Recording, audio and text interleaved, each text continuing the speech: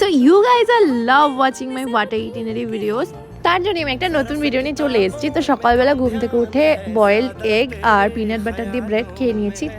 তারপরে একটু অর্ডার করেছিলাম পনির। আর রিসেন্ট ডেজে আমি কোল্ড কফি এত বেশি ভালো লাগছে খেতে যে আমি খুব কোল্ড কফি অবসেসড হয়ে গেছি। ওই জন্য 2 রকমের কোল্ড কফি অর্ডার করেছি। আর পনির অর্ডার করেছিলাম এই পনির দিয়ে বাটার পনির মশালা বানাবো জন্য। এখানে আমার পনির রেডি হয়ে গেছে, দেখতে কেমন লাগছে জানিও। তারপরে দুপুরে লাঞ্চ করিলাম, ভাত ডাল ভাজা আর একটা তরকারি ছিল। তারপরে গেছিলাম উল্টো রথ ছিল জন্য বোয়ালদার এই মন্দিরটা ভীষণ সুন্দর। আর তারপরে মেলা দেখে চলে গিয়েছিলাম একটু চা খেতে।